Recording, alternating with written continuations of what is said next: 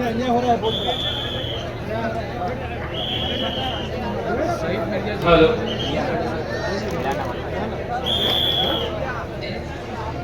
इससे अन्याय हो रहा है। मैं बैठ जाऊंगा, अन्याय नहीं करूंगा। जय जोहार दोस्तों, जय जोहार। आज मानगढ़ की धरती पर पधारे हमारे भिल्ल समाज के अलावा सभी समाज के साथियों का अभिनंदन। अभी आप लोग बहुत ज्यादा उमस से जूझ रहे हैं, पानी पीते रहें और खड़े रहने के बजाय बैठ जाएंगे तो ज्यादा अच्छा होगा। दोस्तों, मीडिया वाले नीचे बैठो। भिल्ल प्रदेश संदेश यात्रा के नाम से पिछले 4 साल से हम लोग यहाँ आ रहे हैं और 2020 से हम ज्ञापन दे रहे हैं। आखिर उसमें ऐसा क्या है कि बिन बिना बुलाए कोई पेम्पलेट जारी नहीं किया, केवल सोशल मीडिया पर लिखने पर इतने लोग आ गए, ये सोचने वाली बात है। आज देश में एक भी ऐसा संगठन नहीं है, चाहे वो धार्मिक संगठन हो, चाहे वो सामाजिक संगठन हो, चाहे वो सांस्कृतिक संगठन हो, चाहे राजनीतिक संगठन हो, अपने बलबूते अपना पैसा खर्च करके कष्ट झेलते हुए इतनी पब्लिक कोई इकट्ठी नहीं कर सकता। ये मात्र और मात्र आदिवासी परिवार इकट्ठा कर सकता है। उसके लिए आप सब बधाई के पात्र हो, आप सभी बधाई के पात्र हैं। यहाँ पर हमारी बहनें, बेटियां, हमारे भाई सभी आए हैं। हमारे वक्ताओं ने बताया कि आखिर हमको भिल्ल प्रदेश क्यों चाहिए। आज हमारा कुंभलगढ़ की बात करो, कुंभलगढ़ में आदिवासी लोग बहुत लंबे समय से मांग कर रहे हैं। क्या कुंभलगढ़ के एरिया को आज तक शेड्यूल एरिया में शामिल किया गया? क्या नहीं किया गया? तो कुंभलगढ़ के आदिवासियों को शेड्यूल एरिया में शामिल किया गया होता तो कुंभलगढ़ के लोग यहां नहीं आते। एक इंपॉर्टेंट बात, हमारे पड़ोसी गुजरात की बात, खानपुर के आदिवासियों को 2004-5-6 तक जाति प्रमाण पत्र एसटी का मिलता था। आदिवासी का, अनुसूचित जनजाति का प्रमाण पत्र मिलता था। आज उनको वो डामारी है और उनका अनुसूचित जनजाति का प्रमाण पत्र बंद कर दिया गया और पिछले साल उन्होंने अपने बच्चों को स्कूल भेजने से मना कर दिया। इसके बावजूद भी गुजरात सरकार ने बात नहीं मानी। इसके लिए लोग आ रहे। इस बीच में हमारे सबसे पहले हमारे उम्रदराज जाबाज साथी हमारे बीच में आए थे। ऐसे हमारे आरपी दादा राम प्रसाद जी डिंडोर साहब हमारे बीच में आए हैं, उनका धन्यवाद, जोहार, अभिनंदन। तो मैं बता रहा था, ऐसे ही आज जैसे दीपक भाई कुरेड़ा भी आए, दादा जय जोहार, वहां का देख लीजिए, दादरा नगर हवेली में 70 से 80% आदिवासी था। आज देख लीजिए, इतना इंडस्ट्री बनाया है, इतना उद्योग धंधे लगाया है कि आदिवासियों की वहां हालात खराब है। आवाज साथियों, चर्चा मत करना पास में। आज मध्य प्रदेश के हालात देखिए, वहां भरी बारिश के अंदर हमारे आदिवासियों के मकान थे, वे बुलडोजर से गिरा दिए गए। अंग्रेजों ने घरों पर बारिश में बुलडोजर चलाया था तो अंग्रेज ज्यादा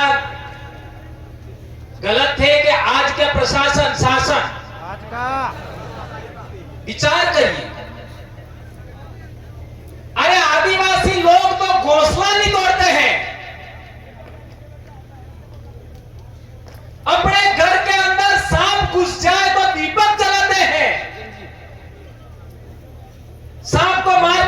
दीपक जलाते हैं, सांप अपने आप निकल जाता है। अरे बहुत डेंजर बात। गवला गवला कौन कौन जाना कहता है जाने, और कितना गंद मारते हैं, इसके बावजूद उनको नहीं मारते। आटा डाल देते हैं, हल्दी डाल देते हैं, दीपक करते हैं, वो अपने आप चले जाते हैं। यह प्रकृति की समझ रखता है आदिवासी, और उनके घर आप गिरा रहे हो, और वो भी बुलडोजर से। जब भयंकर बारिश हो रही है तब अब सवाल पैदा होता है कि आदिवासी डर जाएगा, ऐसा समझते हो क्या? तो ये गलतफहमी अपने दिल दिमाग से निकाल लेना। आदिवासी आज तक किसी से डरा नहीं है, तो अब तुमसे डरेगा क्या? नहीं डरेगा। अब सवाल पैदा होता है कि हम यहां क्या करना चाहते हैं, आखिर क्यों इन लोगों को यहां पर बुला रहे हैं? तो आप लोगों ने ये ज्ञापन 150 से ज्यादा ब्लॉक में दिया, 150 से ज्यादा। आज से पहले आदिवासी संगठन ने, ये संगठन भी नहीं है फिर प्रदेश मुक्ति मोर्चा, इसका कोई अध्यक्ष नहीं है। आज तक किसी आदिवासी संगठन ने या किसी बैनर ने इतने ब्लॉक में एक ही दिन में ज्ञापन दिया था क्या? नहीं दिया था। देश आजाद होने के बाद तो आखिर इसमें ऐसा लिखा क्या है? हमने पूरे इलाके से मुद्दे मंगवाए कि आपके इलाके में क्या मुद्दे हैं, तो जो जो लोगों ने दिया वो इसके अंदर सबमिट किया गया है। तो मेरे कहने का मतलब यह है, इसके अंदर जितनी भी मांगे रखी गई है, क्या आपने इन 70-75 साल में उन मांगों को पूरा किया क्या? नहीं किया। तो इतने साल बहुत होते हैं। आज पिछले दिनों अखबार में छप के आया कि बनासकांठा के अंदर हमारे आदिवासी लोग फुटपाथ पर सो रहे हैं।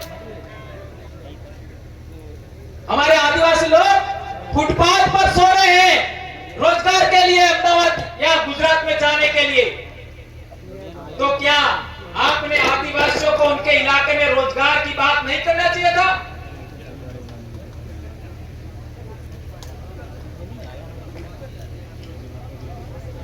क्या किया गया रोजगार के नाम पर? मैं कहना चाहता हूं, हमारा एक बड़ा मुद्दा है जल आरक्षण। यदि हमको साबरमती का पानी मिल गया होता, यदि हमको माही बांध का पानी पूरे इलाके में मिल गया होता, यदि हमको कड़र का पानी पूरे इलाके में मिल गया होता, यदि हमको नर्मदा डैम का पानी मिल गया होता, यदि हमको तापी डैम का पानी मिल गया होता, तो क्या हम इन शहरों में रोजगार के लिए लाइन लगा करके नाकों पर अपने आप को बेचने जाते क्या? इन रोजगार के नाम पर शहरों में नाकों पर जैसे बकरों की मंडी लगती है, वैसे मजदूरों की मंडी लगती है। यह अपने आप को बेचना होता है। भारत देश के अंदर आदिवासी को इतना मजबूर कर दिया गया है कि वे अपने आप को बेच रहे हैं। आपने सुना होगा अखबारों के माध्यम से कि आदिवासी लोग अपनी बेटियों को बेच रहे हैं। क्या यह बात सही है, गलत है? अब बेटियों को बेचा जा रहा है, अपने खून को बेचा जा रहा है। क्या हाल बना दिया आदिवासियों का। और विरोध करने वाले कौन है पता है? हमारे अपने, और वो भी अपने दिमाग से काम थोड़ी कर रहे। उनको कहा जाता है ऐसा बोलो, वो तो उनकी खुद की जबान नहीं बोल रहे, काहे को इनका विरोध करना है? काहे का विरोध करना? वो आगे से लिख के दिया जाता है कि ऐसा ही बोलना है, ऐसा ही करना है, तब जाके वो तो बोलते हैं। इसलिए कोई घबराने की जरूरत नहीं है। एक बात और, सलूम्बर के जो भाई आए हैं, सलूम्बर में हमारा राजा सोनारा भील कब था, ये ज्ञात होना चाहिए। 12वीं सदी में कब था? 12वीं सदी में सोनारा भील सलूम्बर में हमारा राजा था। तो 12वीं सदी में ही पृथ्वीराज चौहान भी थे, ये बात ध्यान रखना होगा। और 12वीं सदी में ही सामंत सिंह गुहिल भी थे, जिनके वंशज डूंगरपुर बांसवाड़ा में राजा बने थे सामंत सिंह। यानी 12वीं सदी में ही सोनारा भील हमारा राजा था और 12वीं सदी में ही आपका चौहान वंश का प्रसिद्ध राजा पृथ्वीराज चौहान था। और 12वीं सदी में ही हमारे इलाके में शरण लेने के लिए आए थे सामंत सिंह जी, वो भी उसी जमाने की बात है। और सामंत सिंह जी को मेवाड़ से कीर्तिपाल आपका चौहान ने निकाल दिया, तब आए थे सुरक्षा के लिए। ये इतिहास पढ़ लेना। अब सवाल पैदा होता है कि 11वीं सदी में ये घटनाएं जब घट रही थी, तब हमारे बाप दादा राजा महाराजा थे, हमारी महिलाएं राजकुमारियां और रानियां थी, हमारे युवा राजकुमार थे। डूंगरपुर की बात कर लो, 1282 अर्थात 13वीं सदी। 13वीं सदी में हमारा बाप डूंगरपुर में राजा था। डूंगर भील, जब डूंगर भील हमारा राजा था डूंगरपुर में, तो हमारे बाप दादे आपका नए युवा है वो राजकुमार राजकुमारियां थी, रानियां थी। उससे आगे बढ़ो, बांसवाड़ा की बात करो। बांसवाड़ा की हम बात करते हैं, 16वीं सदी में हमारा राजा था बासिया भील। 16वीं सदी में कौन? बासिया भील। 1515 कहो, 1515 से 1530, ये भी हमारे राजा थे। अब सवाल पैदा होता है कि कुशलगढ़ की बात करो। कुशलगढ़ में हमारा राजा कब था? 1671। 1671 का मतलब हुआ 17वीं सदी। तो मैंने केवल दक्षिणी राजस्थान की बात बताया।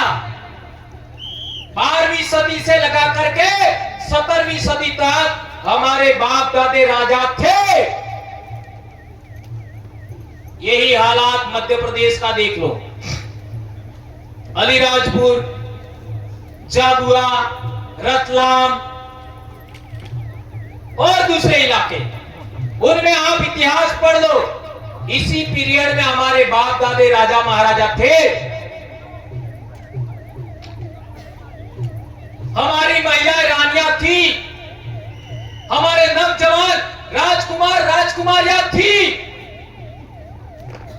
पड़ोस में देख लो, दाहोद, पंचमहाल, महिसागर, अरवल्ली, साबरकाठा, ये पूरे इलाके में हमारे बाप दादे राजे महाराजे थे इसी पीरियड में। और आगे बढ़ो, नर्मदा में, छोटा उदयपुर में, बड़वानी में, महाराष्ट्र तक चले जाओ, पूरे इलाके में हमारे बाप दादा राजा महाराजा थे। और डांग में तो आज भी राजा हमारे। तो आज सोच लीजिए, इतना साल पहले, 500, 600, 700 साल पहले हमारे बाप दादा राजा थे। आज हम लोग मजबूर हो गए हैं, मजदूर हो गए हैं, लाचार हो गए हैं। हमारी बात कोई नहीं सुनता, हमारी बात कोई नहीं सुनता। इस वजह से ये जनजागरण चल रहा है। संविधान की 5वीं अनुसूची कहती है अनुसूची कहती है कि आदिवासियों के साथ में सम्मान होना चाहिए, और वो भी आदिवासियों के जनप्रतिनिधि हैं, एमपी एमएलए है, उन लोगों की सलाहकार परिषद होनी चाहिए, उसकी बात सुनी जानी चाहिए।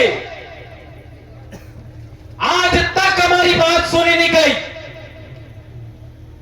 राज्य का शासन प्रशासन हो, देश का शासन प्रशासन हो, आज तक आदिवासियों से कोई संवाद नहीं किया। हम मांग करते हैं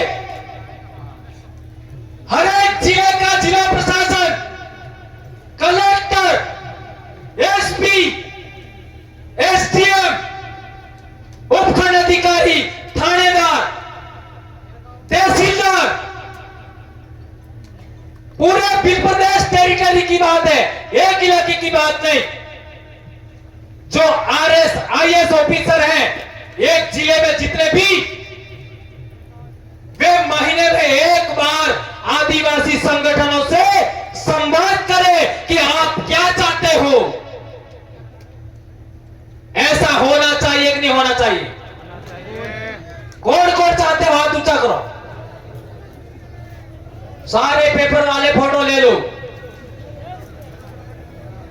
यदि ये फोटो नहीं छपा तो कल से सब काम छोड़ करके होलियां जलाना शुरू पेपरों की। हमारा पानी पीते हो, हमारा अनाज खाते हो, और हमारे इलाके में सांस लेते हो, हमारी जमीन पर सोते हो, और हमसे ही म्याऊं नहीं चलेगा। भारत देश का मूल मालिक है आदिवासी, ये मैं नहीं कह रहा। 5 जनवरी 2011 सुप्रीम कोर्ट के जजमेंट ने कहा, जब आदिवासी परिवार बना था तब आदिवासी डरते थे। आज आदिवासी परिवार के 10 साल हुए हैं, आज आदिवासियों ने डरना छोड़ दिया है।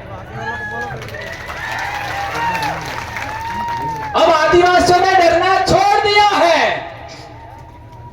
और अभी बात चल के आई थी कि दूसरे लोग ऐसा बोल रहे हैं, तो किसी को डरने की जरूरत नहीं है। महाराणा प्रताप के पूर्वज जो सामंत सिंह हमारे इधर आए और हमारा इलाके पर राज किया, डूंगरपुर हो चाहे बांसवाड़ा, उनके पूर्वज राणा कुंभा के पिताजी राणा मोकर की हत्या हो गई। उस जमाने में भी हमारे भीलों ने साथ दिया था। मेवाड़ का पूरा शासन प्रशासन उस जमाने का उन हत्यारों को पकड़ नहीं पाया, और हमारे भीलों ने केवल एक परिवार के 7 भाइयों ने पकड़ दिखाया। ये होता आदिवासी। टाइगर जैसा ही ट्राइब होता है। ट्राइब और टाइगर में ज्यादा असमानताएं नहीं होती। हाँ, वो जानवरों में राजा है जन्मजात, और इंसानों में जन्मजात हम राजा है। इसलिए कहते हैं बम धनी भील, धूल मोना धनी भील। तो बात चल रही थी कि दूसरे लोगों में ये ऐसा माहौल है कि अरे यार ऐसा हो जाएगा वैसा हो जाएगा। मैं कहना चाहता हूं सभी पत्रकारों से, सभी शासन प्रशासन से, दुनिया के इतिहास में एक उदाहरण बताओ। भारत तो छोड़ दो, दुनिया के इतिहास में एक उदाहरण बताओ कि आदिवासियों ने किसी भी गैर आदिवासी समाज को परेशान किया हो। उदाहरण बताओ, किसी का शोषण किया हो, किसी के साथ भेदभाव किया हो, किसी के साथ अन्याय किया हो। मैं जो महाराणा कुंभा की बात कर रहा था, उस परिवार का जो मुखिया था उसको उन्हीं लोगों ने मारा था। इसके बावजूद भी उन्होंने कहा कि हमारी सहायता करो, तो भी हमने किया था। बोलिए,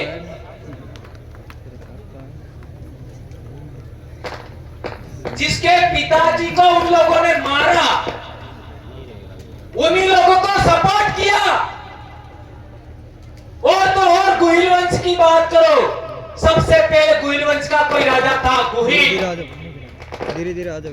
उसको हमारे भील राजा कौन थे, मांडलिक भील इधर के, उन्होंने अपने परिवार में रखा, परिवार में पाला पोसा, परिवार में बड़ा किया अपने राजकुमारों के साथ, और उसी को राजगादी सौंपा। इससे महान कौन कौन हो सकती है बताओ? थोड़ा पीछे आओ ना यार, मेरा हाथ कौन हो सकता है? थोड़ा तो जगह रखोगे। अपने बच्चों को दूसरे दर्जे पर रखते हुए जो बच्चा शरण लेने आया दूसरे समाज का, उसको भी राजगादी दिया। यह है उदारता भीलों की। और भील एरा गेरा नत्थु खेरा नहीं है जो तुमसे डर जाएगा। अंग्रेजों का राज पूरी दुनिया में था, उनके राज में सूरज डूबता नहीं था। भील उनसे लड़े तो तुमसे डर जाएंगे क्या? 5 सालों कैसे? ये सोचने वाली बात है। इसलिए कोई ये ना कहे कि हम इनको डरा देंगे और यह रुक जाएंगे। तो मानगढ़ के लोग, मानगढ़ पर जो लोग आए थे, अंग्रेजी सेना ने इतना घेर रखा, मर गए लेकिन पीछे नहीं हटे। तो आज तो हम पढ़े लिखे हैं भाई, आज तो हम सर्विस कर रहे हैं, शासन प्रशासन में हम हैं। हम डरने वाले हरगिज नहीं हैं। और मेरे कार्यकर्ताओं को, आदिवासी परिवार के कार्यकर्ताओं को सिखाया गया है कि हमारा दोबारा जन्म नहीं होने वाला है। क्या होने वाला है? हमारा दोबारा जन्म नहीं होने वाला है। और मैं इतना श्योर हूं कि हमारे साथ इतने कष्ट झेलने के बाद, इतनी परेशानियों के बावजूद हम आगे क्यों बढ़ रहे हैं, उसका एकमात्र कारण है, एकमात्र कारण है उसका, हमारे साथ हमारे पूर्वजों की अधूरी इच्छाएं काम करती है। हमारे साथ पूर्वजों की अधूरी इच्छाएं काम करती है। हमारे साथ प्रकृति की शक्ति हमारे साथ काम करती है। इसलिए आज तक कोई गलत काम नहीं हुआ और हम लोग कामयाब होंगे, कामयाब होंगे। मध्य प्रदेश में भी प्रदेश के नाम पर कई सारे साथियों को अगर मगर था। इस साल देखो 60 ब्लॉक के आसपास ज्ञापन हो गया, 60 के आसपास। राजस्थान पहले नंबर पे, मध्य प्रदेश दूसरे नंबर पे। और आने वाले साल देखना गुजरात का एक भी ब्लॉक नहीं बचेगा, सिंगल। और महाराष्ट्र में भी आने वाले समय में नहीं बचेगा। तो कहने का मतलब यह है, हम लोग आवाज विहीन हो गए थे, हमारी आवाज कोई सुन नहीं रहा था, हमारी आवाज मीडिया वाले गलत तरीके छापते थे। मीडिया वालों के पूर्वज हैं, उन्होंने शास्त्रों में हमारे बारे में गलत लिखा, राक्षस लिखा, दैत्य लिखा, दानव लिखा, असुर लिखा, और तो और हमारे राजाओं के बारे में लिखा कि दारू पी करके मस्त हो गए और उन्होंने आक्रमण करके मार दिया। ये झूठे पाखंडी, ये झूठी बात है। और हमारा उज्जैन का राजा था, उसके बारे में लिखा कि वो एक औरत को चाहता था। ऐसा हमारे डूंगरपुर के बारे में भी लिखा कि वो एक औरत से शादी करना चाहता था। तो कोई भिड़ने कम पड़ गई थी क्या कि दूसरे की औरतें रखते? और बताओ, विलन से ज्यादा सुंदर कौन होता है? हमारी बिलोनों से ज्यादा सुंदर कोई होता ही नहीं है, तो काय को हम रखेंगे भाई? श्याम सुंदर जी कोई है क्या हमारे बिलोनों से ज्यादा सुंदर? ये श्याम सुंदर जी दिल्ली से आए, वो भी बोल गए। और शर्मा जी कहाँ गए? शर्मा जी, डीके शर्मा साहब, कितनी बढ़िया बात बताई। काय को भाई? हम मूल डीएनए हैं अरावली पर्वतमाला के, हम मूल डीएनए हैं विंध्याचल पर्वतमाला के, हम मूल डीएनए हैं सातपुड़ा पर्वतमाला के, हम मूल डीएनए हैं सरहदी पर्वतमाला के, हम साबरमती, माही, नर्मदा, तापी नदी, गोदावरी के मूल डीएनए हैं। हम काय को दूसरों को रखेंगे भाई? हमारे पास तो ऑलरेडी संख्या ज्यादा है? काय को रखेंगे? ये बात आप लोगों के लिए मैंने कही है। आप लोग भी एक से ज्यादा रखने का सोचते हैं तो इधर आना मत। ये कहने के लिए उदाहरण दिया था। हम समाज सुधार का भी काम कर रहे। पहले हमारे कार्यक्रम होते थे तो कई साथी पी करके भी आते थे, लेकिन पता नहीं पड़ता था पिए हुए हैं। अब देखो, आपको साफ कह देना चाहता हूं, जब भी हम लोग कहीं कार्यक्रम में हो बुलाते हैं, चाहे मानगढ़ हो, चाहे कहीं भी हो, बेणेश्वर हो या विश्व आदिवासी दिवस का कार्यक्रम हो, एक दिन इस मोह को सूखा दिवस घोषित करना है। इसका मतलब ये नहीं अन्य दिन चालू है। हमारा आदिवासी परिवार का नियमावली है, दिन को बिल्कुल नहीं, उसका पालन करना ही है। और यदि मानगढ़ की बात करो, संत गोविंद गुरु महाराज की बात करो, जीरो करना है, नहीं पीना है। और जब भी मानगढ़ आओ, जब भी बेणेश्वर जाओ, जब भी विश्व आदिवासी दिवस जाओ, इन 3 दिन पर कभी भी हमको दारू नहीं पीना है। अपने 1507 बाप दादा जो यहां मरे, 1200 आदिवासी भील विजयनगर 5 गढ़वा में मरे और 800 भील लिलुड़ी बटली में मरे, उनकी सौगंध खाइए। इन 3 कार्यक्रमों में हम नहीं पिएंगे। हाथ ऊंचा करके सौगंध खाइए। हाँ, मैं बोलूंगा ऐसा बोल, आपका खड़े हो जाओ एक बार। हाँ, सौगंध ही दिलवाना है मुझे। खड़े हो जाओ।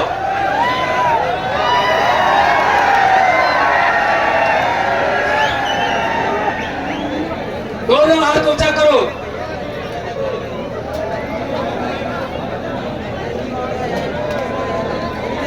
मैं पवनलाल परमार, अपना अपना नाम बोलना है।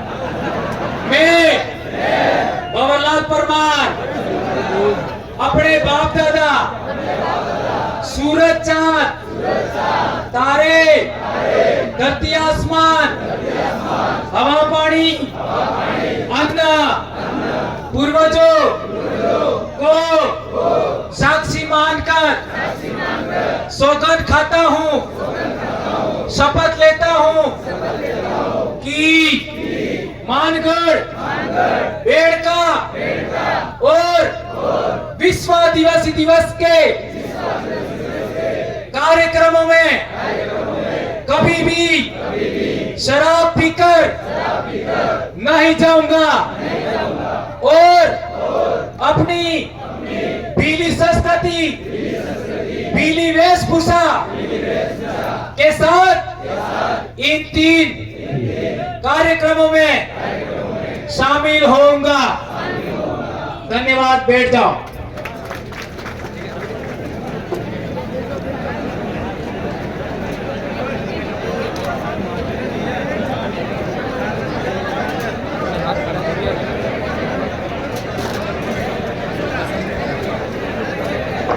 हाँ, अब हो गया है।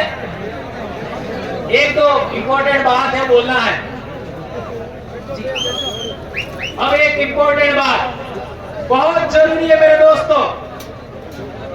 मैंने डूंगरपुर में विशाल पैमाने पर विश्व आदिवासी दिवस छात्रावास में मनाया था। ध्यान रखो, बहुत गंभीर बात है। विश्व आदिवासी दिवस शायद 2018 की बात है, आदिवासी छात्रावास में मनाया था। वहां हमारे जिला कलेक्टर और एसपी साहब को हमने बुलाया था कार्यक्रम में, विश्व आदिवासी दिवस का। कलेक्टर साहब और एसपी साहब को शंकर दत्त शर्मा एसपी साहब थे और कलेक्टर साहब थे राजेंद्र जी भट्ट। राजेंद्र जी भट्ट को मैंने साफा बनवाया था और गोफड़ बनवाई थी, और कांति भाई ने शंकर दत्त जी शर्मा जो एसपी थे उनको साफा और गोफड़ बनवाई थी। तो आज से अपने अपने जिले का प्रशासन एसपी और कलेक्टर को निमंत्रण पत्र दे देना कि हमारे विश्व आदिवासी दिवस कार्यक्रम में आपको आना है और पूरा समय बैठना है और हमारी बात सुननी है। कुर्सी नहीं मिलेगी जाजम पर। क्यों? ये डूंगरपुर में हुआ था 2018 में। हमारे साथ जाजम पर एसपी साहब और कलेक्टर साहब बैठे थे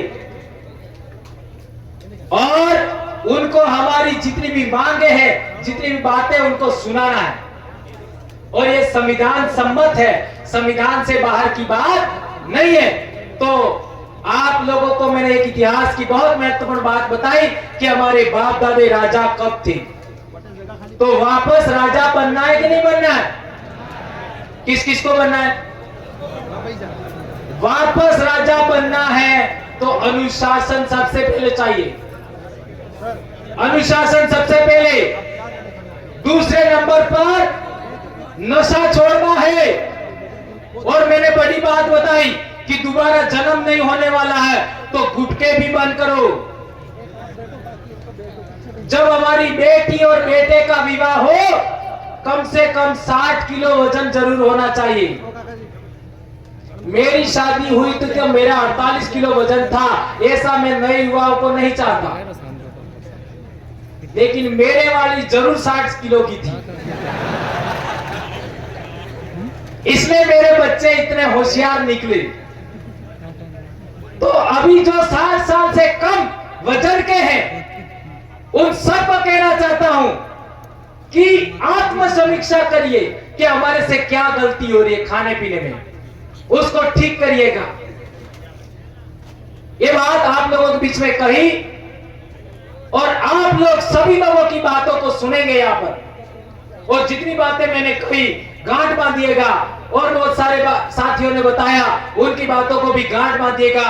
और मध्य प्रदेश के भाइयों से कहना चाहता हूं, हमारे बीच जयस के प्रदेश अध्यक्ष भी आए हैं, भीम सिंह जी गिरवाल, और बहुत सारे संगठनों के लोग हमारे बीच में आए हैं। मध्य प्रदेश का जो इलाका है उसमें कहीं भी आने वाले समय में ज्ञापन नहीं रहना चाहिए। गुजरात में भी कहीं भी ज्ञापन नहीं रहना चाहिए। हमारे महाराष्ट्र के भी नंदुरबार जिले से साथी आए हैं, उनसे भी कहना चाहते हैं कि वहां पर भी नहीं रहना चाहिए और सारा इलाका कवर हो जाएगा। तो आने वाले में समय में हमारी स्वतंत्र आवाज, स्वतंत्र आपका क्या कहे संगठन खड़ा होगा और हम इस देश में खुद मुख्तियार हो जाएंगे, हम लिबरेट हो जाएंगे, हम आजाद हो जाएंगे। ये हमारी दूसरी आजादी का आंदोलन है। याद रखिए, 1947 तक हम आजाद थे। 1947 के बाद शासन प्रशासन ने हमको बंधनों में बांधा है। हमको पुनः आजादी चाहिए। इसलिए शासन में भी हमको जाना है, प्रशासन में भी हमको जाना है। हो गया, बैठ जाओ, पीछे लोग परेशान हो। ये बात आप लोग ध्यान रखेंगे। इसी आशा और विश्वास के साथ हमारे किशोर भाई भी आपको एक गाना सुनाएंगे।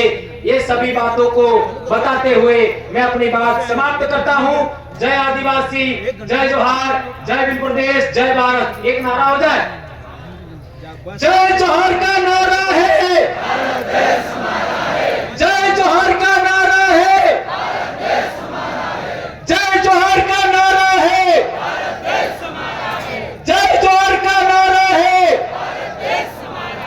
धन्यवाद। जय आदिवासी दोस्तों।